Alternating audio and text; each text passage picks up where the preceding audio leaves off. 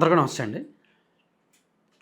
సినిమాల్లో కమర్షియల్ కోణంలో వచ్చిన సినిమాలుంటాయి, సందేశాత్మక సినిమాలుంటాయి, కొన్ని అద్భుతమైన స్క్రీన్ ప్లే అంటే కాన్సెప్టు, స్టోరీ అంతా ఒకేలా నార్మల్గా ఉంటుంది. కానీ టేకింగ్ స్క్రీన్ ప్లే చాలా యూనిక్గా ఉంటుంది, గుర్తుండిపోయేలా ఉంటుంది. ఇలా సినిమాలు చాలా కేటగిరీలు. ఇందులో కమర్షియల్ కోణంలో తీసిన సినిమాలు సేఫ్ జర్నీ. డబ్బులు రూపాయి పెట్టామా, రూపాయి 10 పైసలు వచ్చిందా అనేలా ఉంటారు.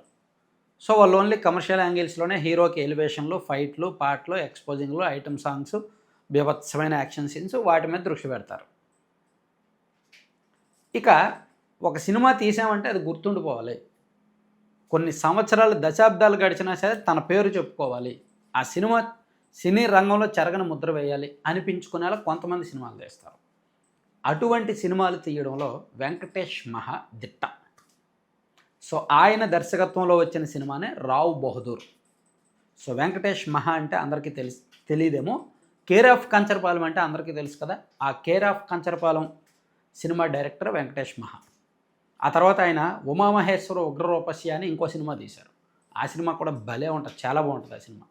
కోవిడ్ కారణంగా థియేటర్లో రిలీజ్ అవ్వలేదు, ఓటీటీలో రిలీజ్ చేశారు. అందులో కూడా సత్యదేవ్ హీరో. చాలా సాదాసీదా స్టోరీ అనమాట. చాలా సాదాసీదా ఫోటోగ్రాఫర్. ఆ ఫోటోగ్రాఫర్ని అందరూ హేళన చేసి వేధిస్తుంటే అతను చివరికి ఎలా రివర్స్ అయ్యాడు, ఎలా తిరగబడ్డాడు, ఎలా గెలిచాడు, తను గెలిచి తన తండ్రిని ఏ విధంగా గెలిపించాడు అనేది స్టోరీ. చాలా బాగుంటుంది ఆ సినిమా కూడా, కాన్సెప్ట్, కంటెంట్. సో ఆ డైరెక్టర్ నుంచి వచ్చిన సినిమాయే సత్యదేవ్ హీరోగా వచ్చిన సినిమా రావ్ బహదూర్. సినిమా నేను యాక్చువల్లీ పెద్ద సినిమాలు అయితే బెనిఫిట్ షోలకు వెళ్ళిపోతాను, ప్రీమియర్ షోలకు వెళ్ళిపోతాను, ఇమీడియట్గా రివ్యూలు చేసేస్తాను. ఈ సినిమా నేను వెళ్ళడమే లేటుగా వెళ్ళాను. మొన్న ఆదివారం వెళ్ళాను.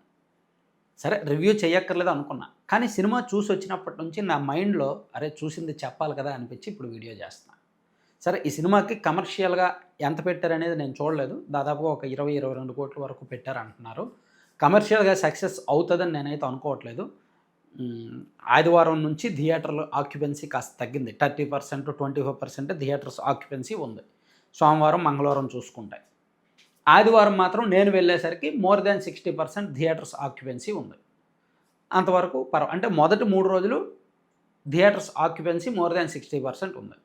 అంటే కమర్షియల్గా సక్సెస్ అవ్వాలంటే మొదటి 3 రోజులు 90%, 80% థియేటర్స్ ఆక్యుపెన్సీ ఉండి ఆ తర్వాత 50-60% ఉండాలి.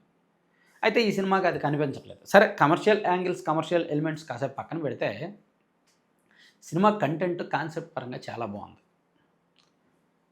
చాలా సింపుల్ స్టోరీ. మనిషిలో ఉన్న అనుమానం, అసలు తన కొడుకు తనకు పుట్టాడా లేదా అనే దాని మీద సినిమా స్టోరీ. ఫస్ట్ హాఫ్ అంతా తెలియదు అసలు సినిమా కంటెంట్ ఏంటి, పాయింట్ ఏంటి, దేని గురించి సినిమా తీసాడనేది ఫస్ట్ హాఫ్ అంతా ఎవరికి తెలియదు. చాలా స్లోగా ఉంటుంది నేరేషన్ అంతా కూడా. చాలా సహనాన్ని పరీక్షిస్తుంది. కానీ సత్యదేవ్ యాక్టింగ్ ఫస్ట్ హాఫ్ మనకు నిలబెడుతుంది. ఒక పిచ్చోడుగా పిచ్చి మాటలు మాట్లాడుతూ ఒక రకమైన ఫన్ క్రియేట్ చేసేలాగా ఎంటర్టైన్మెంట్ ఉంటుంది. డెప్త్గా ఏదో పాయింట్ ఉంది అని అనిపిస్తుంది. అప్పుడే ఏడుస్తాడు, అప్పుడే నవ్విస్తాడు, అప్పుడే పిచ్చోళ్ళ యాక్ట్ చేస్తాడు. అంతా చాలా డిఫరెంట్గా ఉంటుంది.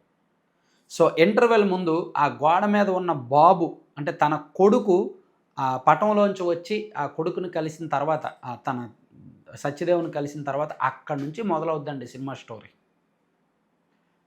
పీక్స్కి వెళ్ళిపోద్ది. సో ఇంకా క్లైమాక్స్ అయితే తిరుగులేదు. క్లైమాక్స్ ఇతని సినిమాలకి క్లైమాక్సే ఎప్పుడు బలం. మీరు చూడండి కేర్ ఆఫ్ కంచరపాలెం సినిమా అంతా ఫస్ట్ నుంచి లాస్ట్ వరకు అలా నిలబెడుతుంది. ఏదో పాయింట్ ఉంది అనిపిస్తుంది. గుండెలను హత్తుకునే సీన్లు ఉంటాయి. క్లైమాక్స్ అసలు ఎవరు ఊహించినటువంటి క్లైమాక్స్ అది. ఆ పాయింట్ కేర్ ఆఫ్ కంచరపాలెం. ఆ క్యారెక్టర్లు చిన్నప్పటి నుంచి మిడిల్ ఏజ్లో ఆ క్యారెక్టర్లు అన్నీ ఒకటే, ఈ లవ్ స్టోరీ మొత్తం ఒకటే అనేది అద్భుతంగా తీశాడు కదా. సో ఈ సినిమాలో కూడా క్లైమాక్స్లో ఒక పాయింట్ ఉంటుంది. అది ఆ మెయిన్ క్యారెక్టర్ ప్లే చేసిన సత్యదేవ్ చనిపోయిన తర్వాత అతని చెవిలో చెప్తారు. అది సినిమా పాయింట్. అదే సినిమాకు వెన్నెముక. అదే ఈ సినిమా అసలైన కంటెంట్, అసలైన కాన్సెప్ట్. సో అది విన్న తర్వాత ప్రేక్షకుడికి ఒక ప్రత్యేకమైన అనుభూతి కలుగుద్ది. అరే ఇంత మంచి పాయింట్ ఉంది ఆ సినిమాలో అని.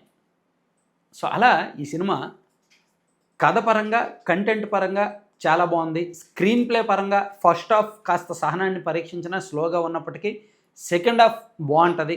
ఇంకా క్లైమాక్స్ అయితే తిరుగులేదు. ఇక అన్నిటికీ మించి సత్యదేవ్ నటన నాకు తెలిసినంత వరకు తెలుగు సినీ రంగంలో ఎటువంటి బ్యాక్గ్రౌండ్ లేకుండా చిన్న చిన్న క్యారెక్టర్లు ప్లే చేసుకుంటూ సత్యదేవ్ వచ్చాడు. మీ అందరికీ తెలుసు అతను చాలా చాలా సినిమాలు తీశాడు. బ్లఫ్ గేమ్ అని ఒక సినిమా ఉంటుంది, యూట్యూబ్లో ఉంటుంది, చూడొచ్చు. అందులో అతను మోసం చేస్తూ బతుకుతాడు. అలాగే జ్యోతిలక్ష్మి, ఈ Puri Jagannadh direction, Charmme Kaur, Jyothilakshmi cinema Satyadev main character play చేశాడు. అలాగే ఆచార్య సినిమాలో కూడా చిరంజీవి గారి ఆచార్యలో కూడా ఒక క్యారెక్టర్ ప్లే చేశాడు సత్యదేవ్. అండ్ ఉమామహేశ్వర ఉగ్రరూపశ్య అండ్ చాలా సినిమాలు.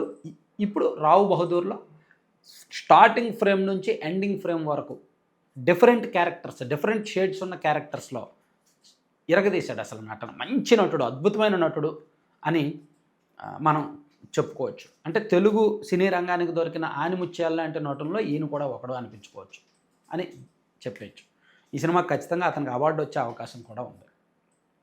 సో సినిమాకి బలం ఫ్రంట్ కెమెరా ముందు సత్యదేవ్ అయితే, కెమెరా వెనక వెంకటేష్ మహా.